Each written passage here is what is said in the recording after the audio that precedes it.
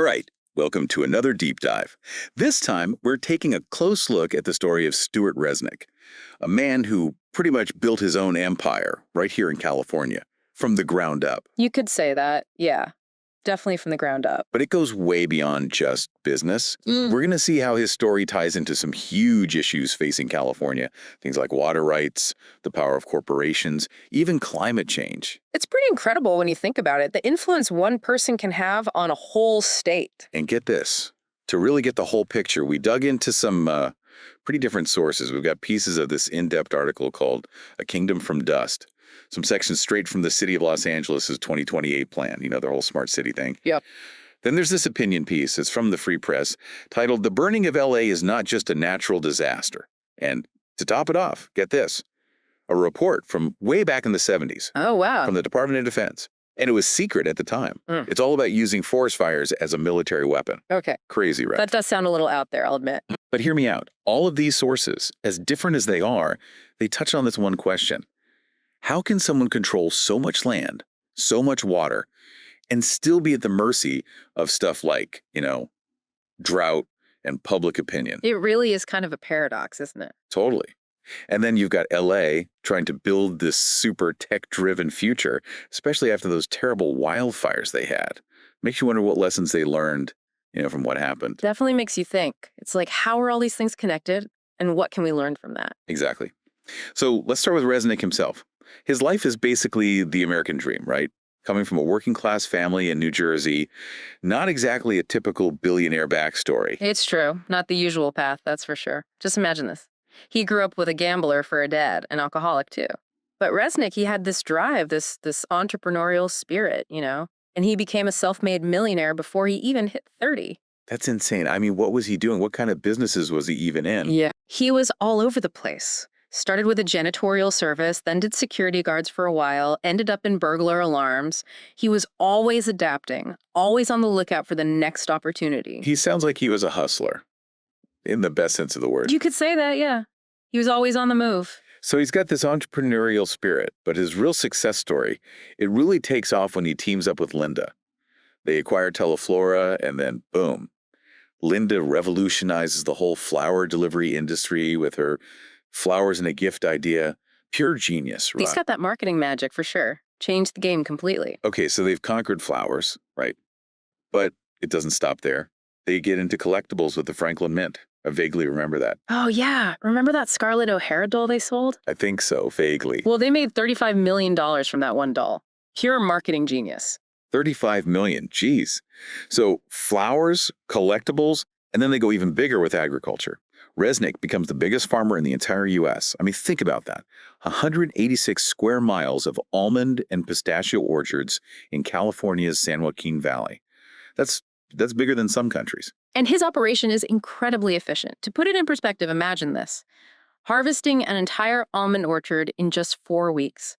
That's almost $365 million worth of nuts. Hold on. 4 weeks, that's crazy. How many people are we talking? 9 men and 5 machines. 9. For a whole orchard, that's unbelievable. It's all about scale and controlling the entire process. From growing to processing to selling, it's not about squeezing the absolute most out of every acre. They actually aim for the middle ground in terms of yield per acre. So quantity over absolute quality then. It's about maximizing the operation, not just squeezing every last nut out of every tree. You got it. It's a different way of thinking about it. Now, let's talk about Lost Hills. It's the small town practically built around Resnick's company. Wonderful. About 4,000 people live there, mostly Mexican immigrants. And their lives are pretty much intertwined with wonderful, right? Jobs, housing, everything. Pretty much. Which brings up some important questions about corporate influence and, social responsibility. On the one hand, Resnick's company has provided housing, infrastructure, they've even got philanthropic programs. But on the other hand, they're also the ones setting the wages. Right. Calling the shots in a way. That's the thing. It's a complicated situation. There are workers there, people like Pablo, for example. He's actually grateful for the Resnicks. He can cash his check, buy a beer, have a good time. But then underneath it all, there's this worry, this fear of the drought ruining everything. So there's this constant tension, this undercurrent of uncertainty. Exactly. You've got these whispers, rumors of trees dying, land turning to salt. It's a constant worry for them. That brings us to another massive issue facing California. Oh. Water. And Stewart Resnick, well, he seems to have mastered the whole water rights system in the state, wouldn't you say? He's definitely a smart operator, there's no denying that. When it comes to water, he's been incredibly successful and controversial, of course. Take the Kern Water Bank, for instance. It was a public project funded by taxpayers, but through a series of deals, Resnick was able to gain control of it. So he's playing the long game, strategically maneuvering to access this incredibly valuable resource. That's one way to put it, and with California facing these constant droughts, that's a pretty powerful position to be in.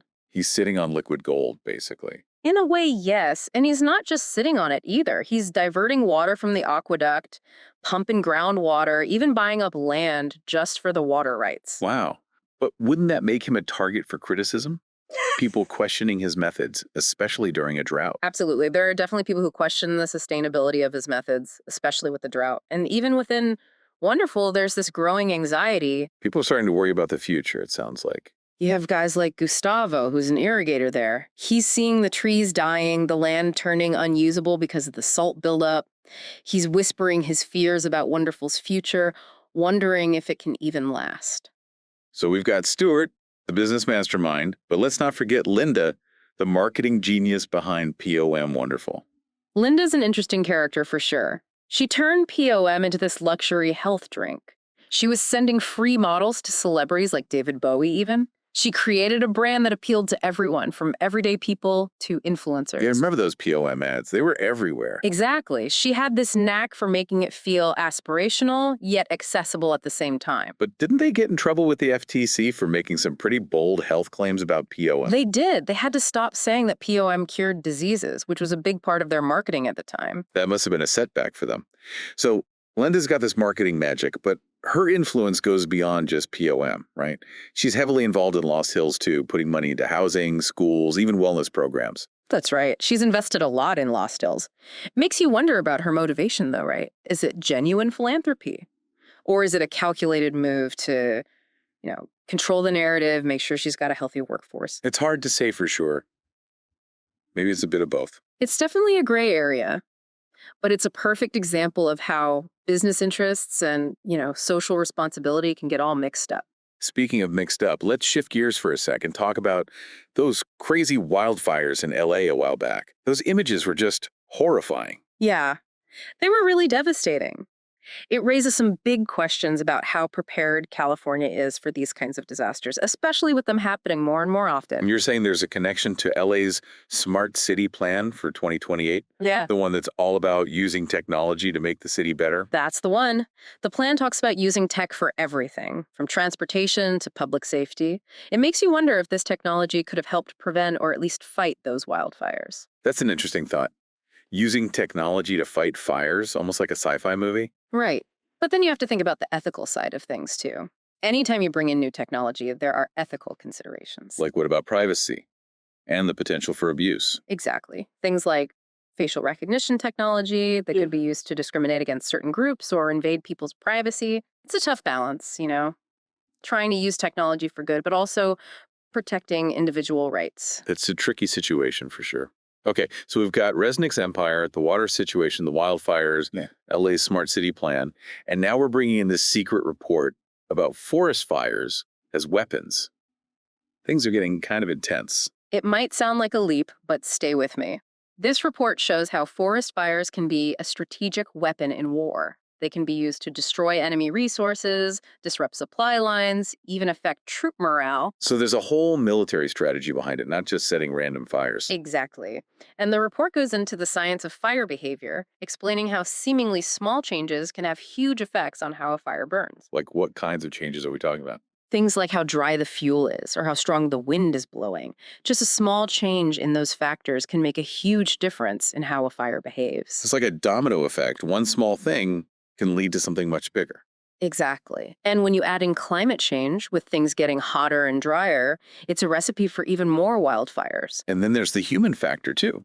Building houses closer to forests, not letting natural fires burn, which lets fuel build up over time. It's like we're creating the perfect conditions for these mega fires. It's a reminder that all these issues, they're connected. And it brings us back to Resnick. His whole business depends on a stable climate, a steady water supply, but those are the very things threatened by climate change and drought. So it's like he's built this empire, but it's built on shaky ground. In a way, yes. And it makes you wonder, how can he adapt to all of this? Can he even future-proof his business against these massive forces? That's a great question. And it looks like we'll need to dive deeper into that, but we're out of time for today. We've just scratched the surface, that's for sure. There's so much more to explore with this story. Stay tuned. We'll be back soon to continue our deep dive.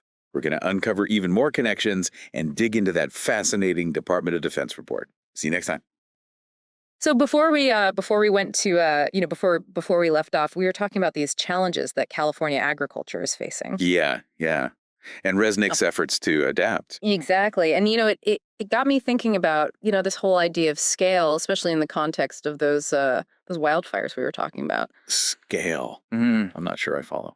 Well, we've been talking about the size of Resnick's operation, which is huge, obviously. Right. But these wildfires, those are disasters on a whole other level, a much, much bigger scale. And the crazy thing is they're happening more and more often. It's true. We can't ignore it. The intensity of these fires, how often they're happening, it's been increasing for years.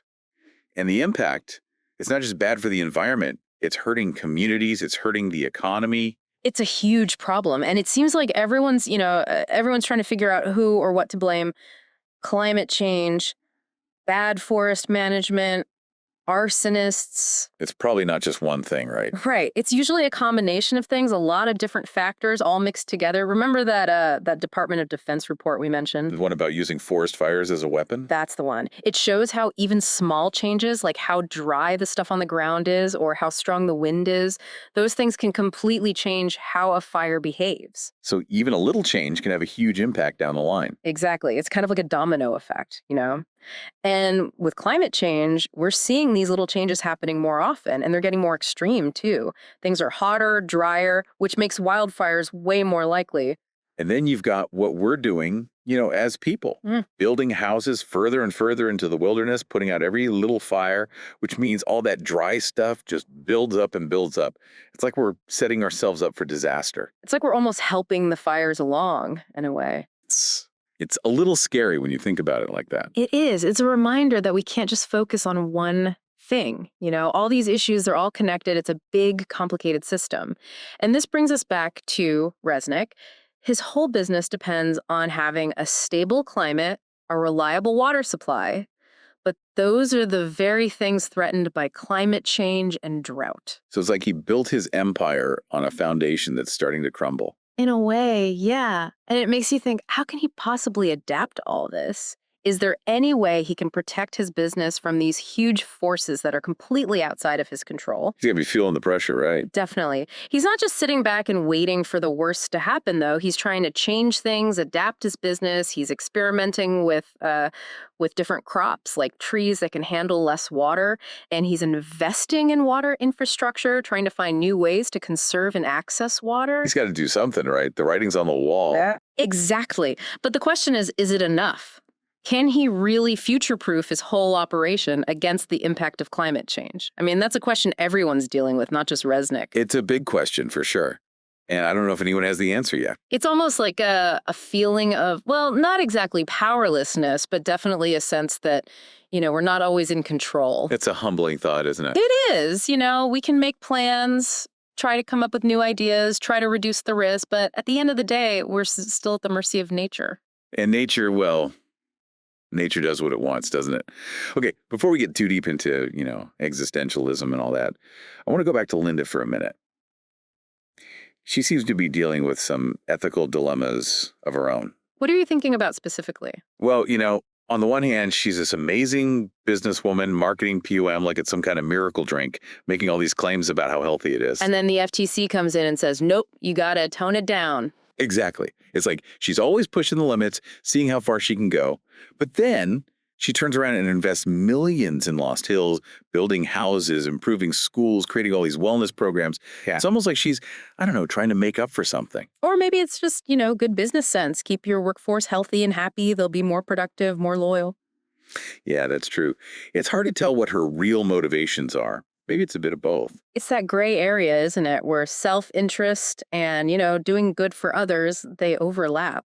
It's messy. It is. It reminds me of that quote from the article. Look, I have no guilt. I've done no big wrong in my life that would cause me to have any Well, maybe just a little guilt, but that's Jewish. Huh. That's so Resnick. Eh, Always with a little bit of humor, even when talking about serious stuff. right.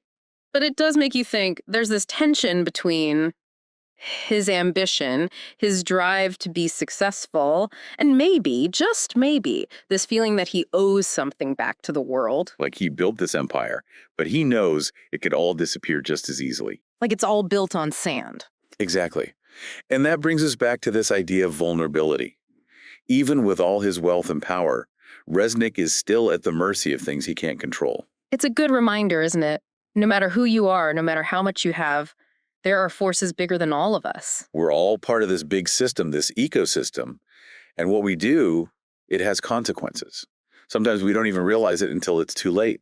So we've covered a lot of ground here, from Resnick's rise to the top to the complexities of Lost Hills, the challenges of water scarcity and wildfires. We've even touched on Linda's work and those ethical It questions. feels like we've barely scratched the surface, to be honest. There's always more to uncover. But before we get too far ahead of ourselves, I think it's important to bring this back to our listener. What are the key takeaways? What does all this mean for you listening right now? That's a good point. It's easy to get lost in the details. Exactly.